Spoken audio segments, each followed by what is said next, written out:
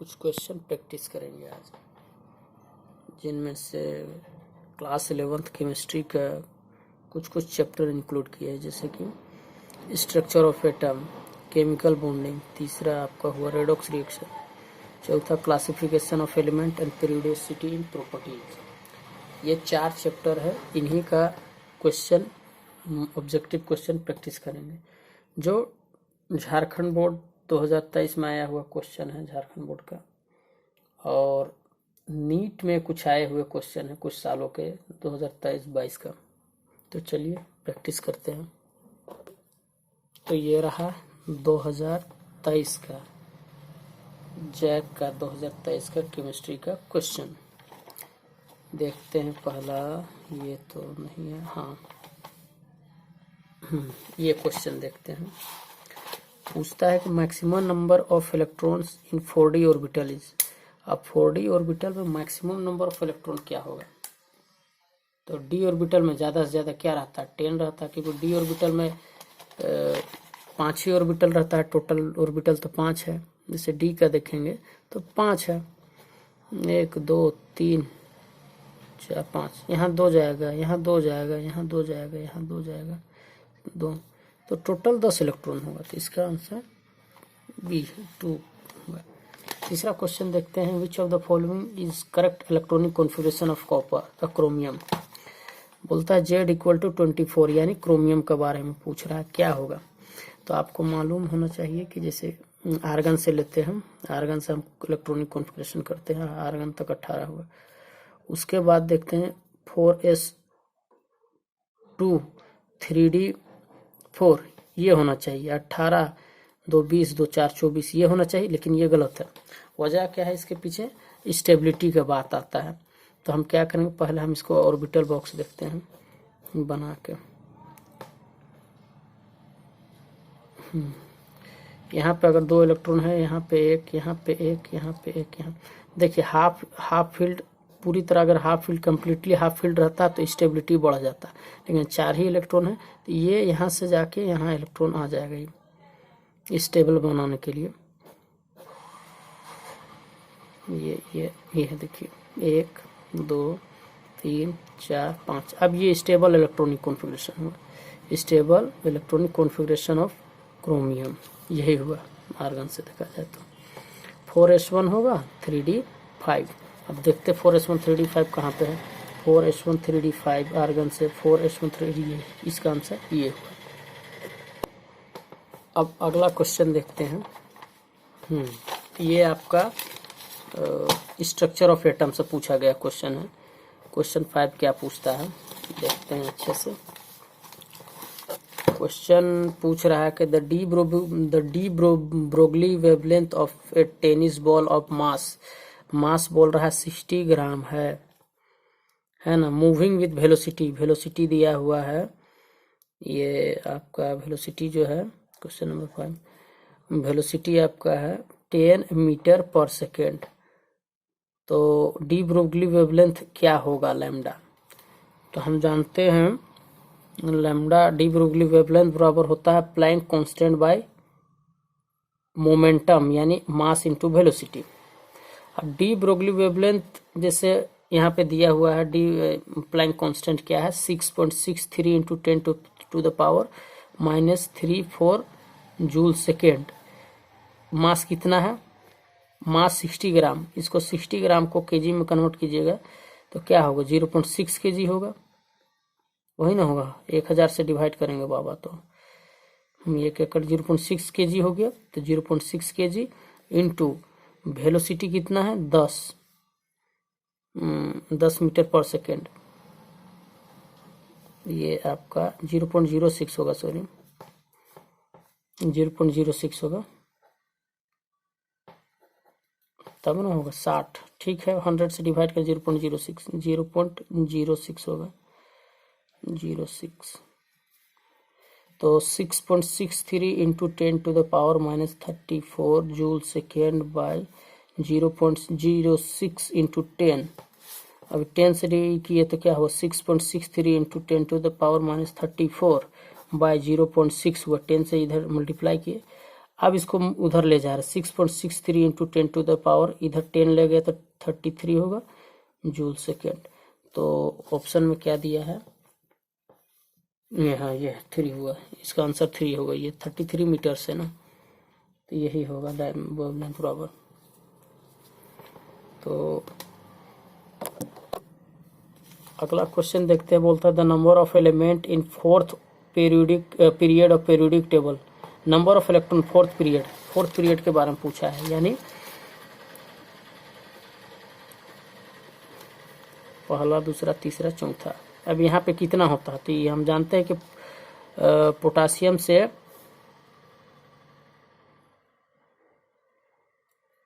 Krypton तक जाता है, ये 18 एलिमेंट रहता है यहाँ पे, है ना, 18 एलिमेंट है, तो इसका आंसर होगा ये। क्वेश्चन नंबर 7वां देखते हैं। पूछता है कि ये क्वेश्चन जो है पेरियोडिसिटी इन प्रॉपर्टीज का है, मैं पीरियोडिक टेबल का है। तो यहाँ देखते हैं, पूछता है कि the ionic radii of N3 minus, nitrogen में 3 minus, oxygen 2 minus, fluorine minus और N+, यानी ये आयन दिया हुआ 3 माइनस है, यहाँ पे 2 है, यहाँ पे 1 है, यहाँ सोडियम का केटायन है। तो बोलता है कौन सा ऑर्डर को फॉलो करेगा क्वेश्चन, बताइए कौन बड़ा है, आयोनिक रेडाई किससे छोटा कौन है, मतलब एक ऑर्डर बताना है कि इससे छोटा ये है, इससे छोटा ये है, इससे छोटा ये है। तो पहला देखते हैं, यहाँ हमको तो पहला ही आंसर सही लग रहा है। ये पहला ही आंसर होगा इसका। वजह क्या है, इसके पीछे एक्सप्लेनेशन देते हैं। जब भी कभी इलेक्ट्रॉन ऐड होता है ना, तो जब भी किसी ऑर्बिट में इलेक्ट्रॉन जब ऐड होगा इसमें, तो ये जो इसके अंदर जो है इलेक्ट्रॉन वो रिपल्सन देगा। इलेक्ट्रॉन रिपल्सन के कारण साइज बड़ हो जाता है ना। तो जैसे इसमें ज़्यादा रिपल्सन होगा, 3 इलेक्ट्रॉन है वही चीज़, तो इसमें ज़्यादा रिपल्सन है, ज़्यादा साइज बड़ा होगा। इससे थोड़ा सा कम एक इलेक्ट्रॉन, उससे कम रिपल्सन होगा, इससे यह उससे कम होगा, और इसमें तो पूरा सबसे कम ही होगा, मतलब छोटा देखा जाए तो साइज छोटा इसलिए होगा, स्मॉल साइज, कि इसमें इलेक्ट्रॉन था वो भी निकल गया। तो और जितना कम इलेक्ट्रॉन होगा आउटर मोस्ट ऑर्बिट में, तो उतना कॉन्ट्रैक्शन होगा, अट्रैक्शन के कारण साइज छोटा हो जाएगा। तो सबसे बड़ा इसका साइज है, इससे छोटा इसका है, इसका रेडियस बड़ा होगा, इससे कम रेडियस इसका होगा, उससे छोटा इसका होगा, इससे ये। तो आंसर 7 का फर्स्ट होगा। अब देखते हैं ये जो क्वेश्चन है, the dipole moment of B, ये जो केमिकल बॉन्डिंग का है, the dipole moment of BeCl2 beryllium chloride, BeCl2 का क्या होगा, तो 0 डाइपोल मोमेंट होगा इसका, इससे कि लीनियर स्ट्रक्चर है, B इधर है, क्लोरीन इधर बनेगा, B इधर, B। तो देखा जाए तो डाइपोल मोमेंट जो है चार्ज इंटू डिस्टेंस होता है, charge into distance, either charge into distance. तो देखा जाए तो सेम इलेक्ट्रोनेगेटिविटी देखा जाए तो ये भी इधर ही होगा, ये भी इधर, दोनों का डाइपोल मोमेंट कैंसिल हो जाएगा, क्योंकि डिस्टेंस भी सेम है, सेम एटम लगा हुआ है, इलेक्ट्रोनेगेटिविटी भी सेम है, इधर से उतना ही डाइपोल बनेगा, इतना ही से उतना ही, क्योंकि डिस्टेंस भी सेम है, चार्ज भी सेम है, यानी इलेक्ट्रोनेगेटिविटी भी सेम है इसका। तो डाइपोल मोमेंट जो है इसका 0 हो जाएगा, तो आंसर होगा 0। अब देखते हैं क्वेश्चन नंबर 10, पूछता है the number of sigma and pi bond in propyne. हाँ, यहाँ पे स्ट्रक्चर बनाना है आपको प्रोपाइन का। तो क्वेश्चन नंबर 10 का सॉल्व करते हैं। प्रोपाइन है ना, क्वेश्चन नंबर 10 बोलता है the number of sigma and pi bonds in propyne, methane, ethane, propane का बनाता है, प्रोपाइन बनाना है।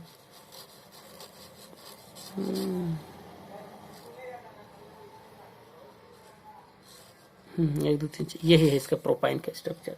तो बोलता है सिग्मा बॉन्ड 1 2 3 4 5 6 सिग्मा बॉन्ड आ रहा है। पाई बॉन्ड देखा जाए तो 2 है, 2 पाई बॉन्ड।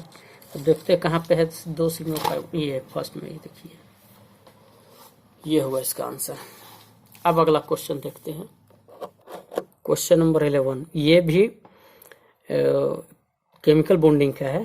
पूछ रहा है कि अकॉर्डिंग टू VSEPR थ्योरी यानी valence shell electron pair repulsion theory, the geometry of BrF3 bromine fluoride bromine pentafluoride का जियोमेट्री पूछ रहा है कि कौन सा शेप होगा इसका। तो चलिए सॉल्व करके, ये तो डायरेक्टली बताया जा सकता है लेकिन सॉल्व करके एक्सप्लेन कर रहे हैं इसको। तो जियोमेट्री ऑफ BrF5, सबसे पहले कि यहाँ देखेंगे BrF5, तो बोरोन का क्या होता है, इलेक्ट्रॉनिक कॉन्फ़िगरेशन जो होगा फ्लोरीन का वही होगा इसी का। तो बोरोन आता है ये आता है आपका 2, 3, चौथा सीरीज पे आता है, चौथा पीरियड पे आता है। तो क्या होगा 3D10 अगर आर्गन से ले लिया जाए तो, और 4s2 4p5 यही होगा। तो यहाँ देखा जाए तो 2 है इस ऑर्बिटल में, यहाँ 3 ऑर्बिटल होगा, 1 2 3, यहाँ पे 2 2, हालांकि इस तरह से ये होगा इस तरह। तो लोन पेयर पेयर्ड इलेक्ट्रॉन यानी देखा जाए तो ये है, यहाँ पे 3 पेयर्ड इलेक्ट्रॉन है, लोन पेयर के तौर पर है। तो 3 लोन पेयर है और 1 सिंगल इलेक्ट्रॉन है। तो ब्रोमीन में अगर देखा जाए 3 लोन पेयर है, 3 लोन पेयर 1 सिंगल। तो अगर 5 फ्लोरीन है, ये आपस में फ्लोरीन के साथ शेयर किया, 1 फ्लोरीन के साथ इसके साथ शेयर किया होगा, इसके साथ एक इसके साथ और 1 इसके साथ, तो बच गया 1 लोन पेयर। तो देखा जाए तो क्या है यहाँ पे AB5L सिस्टम में आ रहा है, AB5L सिस्टम में आ रहा है। अभी AB5L यानी कौन सा इसका हाइब्रिडाइजेशन होगा, इसका AB यानी देखा जाए 6 है तो sp3d2 होना चाहिए हाइब्रिडाइजेशन। अच्छा शेप देखते हैं, sp3d यानी 6 है, ऑक्टाहेड्रल स्ट्रक्चर बनना चाहिए, ठीक है। तो ब्रोमीन के साथ साथ क्या है ऑक्टाहेड्रल यानी एक इधर एक इधर एक इधर एक इधर, एक ब्रोमीन एक फ्लोरीन यहाँ पे, एक फ्लोरीन यहाँ पे, एक फ्लोरीन यहाँ पे, एक फ्लोरीन यहाँ पे, एक 5वां है ना, एक यहाँ पे रहना चाहिए, नीचे 2 लोन पेयर है। तो चल लोन पेयर तो बॉन्ड बनाएगा नहीं तो दिखेगा नहीं, समझिए इस तरह से। अगर इस तरह से देखा जाए तो क्या बनेगा, स्क्वायर पिरामिडल हो रहा है। हालांकि अगर यहाँ पे और एक बॉन्ड होता, अगर यही वाला BrF6 माइनस होता तो आपका फिर से ऑक्टाहेड्रल बन सकता था, लेकिन यहाँ F5 है तो एक लोन पेयर है, यहाँ पे लोन पेयर तो दिखता नहीं है, रिपल्सन के लिए इधर साइड में रखा है। तो इसका स्ट्रक्चर देखा जाए तो क्या है, ये स्क्वायर पिरामिडल है, स्क्वायर पिरामिडल। तो आंसर पहला होगा इसका। अब अगला क्वेश्चन देखते हैं, ये भी केमिकल बॉन्डिंग का है। The hybridisation of phosphorus in PCl5। अब PCl5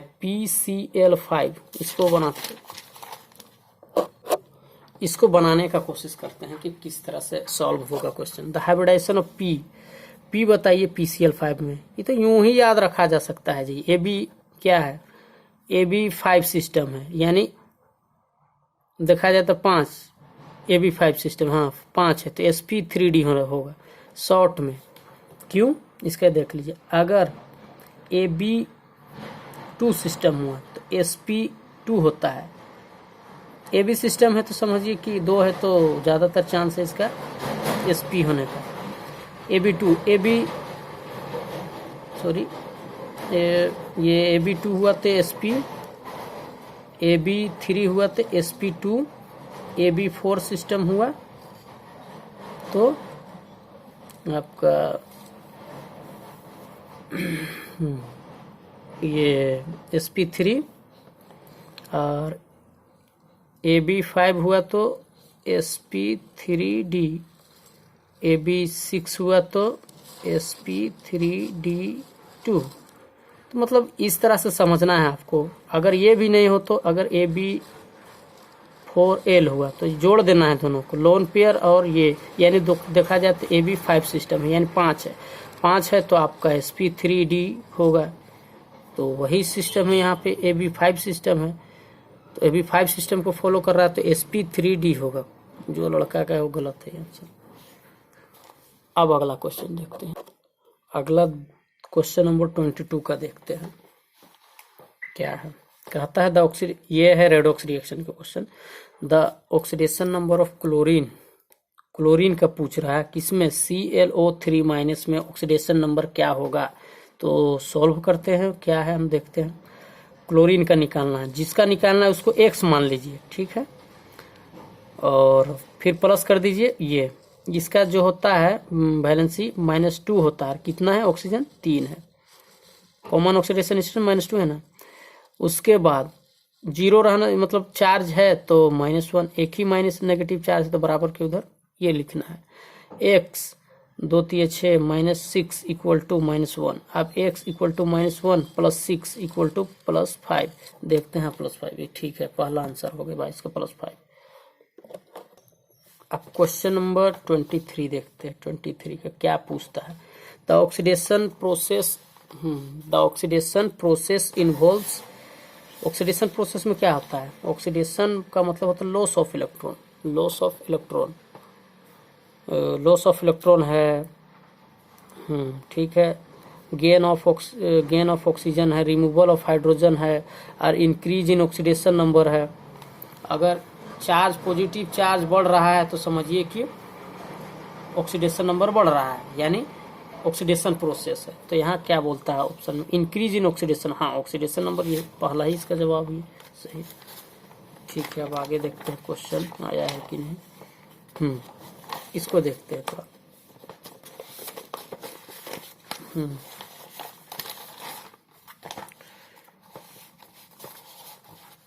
क्वेश्चन नंबर 24 का देखते हैं। कहता है इन द रिएक्शन, कुछ रिएक्शन दिया हुआ है, कॉपर ऑक्साइड है और हाइड्रोजन का रिएक्ट कर रहा है।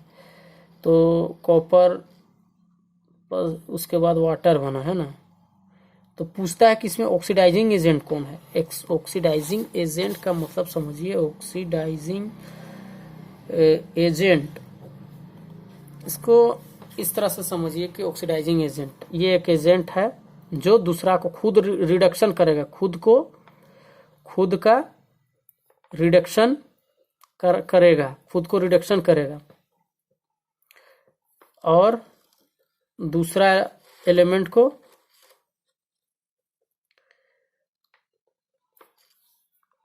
ऑक्सीडेशन करेगा, है ना। ये कहने का मतलब ये है कि दूसरे को हेल्पफुल इन ऑक्सीडेशन, ये वो एलिमेंट है जो मदद करेगा दूसरे को ऑक्सीडाइज करने में। जैसे कि यहाँ पे देखते हैं कॉपर, यहाँ देख रहे कॉपर करे क्या है। कॉपर अगर देखते हैं तो कॉपर +2 ऑक्सीडेशन स्टेट में है। यहाँ पे Cu जो है यहाँ 0 ऑक्सीडेशन में, यानी क्या हुआ है, चार्ज घटा है, यानी कॉपर का रिडक्शन हुआ है कॉपर का। तो और हाइड्रोजन का क्या हुआ है, हाइड्रोजन का ऑक्सीडेशन हुआ है। तो खुद को रिडक्शन किया है, हाइड्रोजन को ऑक्सीडेशन किया है। तो यहाँ पे देखा जाए तो कॉपर क्या है, कॉपर, और यहाँ पे कॉपर जो है ऑक्सीडाइजिंग एजेंट है। यहाँ पे कॉपर ऑक्साइड नहीं, कॉपर एलिमेंट क्या है, ऑक्सीडाइजिंग एजेंट है। ठीक, तो इसका आंसर ये होगा। अब यहाँ पे देखते हैं, ये हाइड्रोजन चैप्टर का है, फिर भी ये केमिकल बॉन्डिंग से रिलेटेड है। तो bond angle of water molecule क्या होगा, जैसे कि bond angle of water molecule पूछ रहा है। अगर देखा जाए तो वाटर मॉलिक्यूल कुछ इस तरह से है, 2 लोन पेयर है। यहाँ पे 1 लोन पेयर रहने से इसका शेप देखा जाए तो sp3 हाइब्रिडाइजेशन है, sp3 हाइब्रिडाइजेशन। अगर यहाँ पे मिल जाए तो टेट्राहेड्रल स्ट्रक्चर होता है, लेकिन ये बेंड शेप है। तो अगर टेट्राहेड्रल स्ट्रक्चर का होता है 109 डिग्री 28 मिनट, है ना, इसी को दिखा रहा है 109.5 डिग्री। इसमें अगर 1 लोन पेयर आया तो 2.5 घटा देना है। दो लोन पेयर आया फिर 2.5, यानी 5 डिग्री घटा दीजिए। 109.5 में 5 डिग्री घटा दीजिए यहाँ पे, तो क्या होगा, 104.5 होगा। हाँ, तो आंसर भी होगा इसका। ठीक, अगला देखते हैं, बाद बाकी दूसरा चैप्टर क्या है, ऑर्गेनिक केमिस्ट्री का है, इधर सब ऑर्गेनिक केमिस्ट्री का है। ठीक है, तो अब नीट का क्वेश्चन देखते हैं, केमिकल बॉन्डिंग।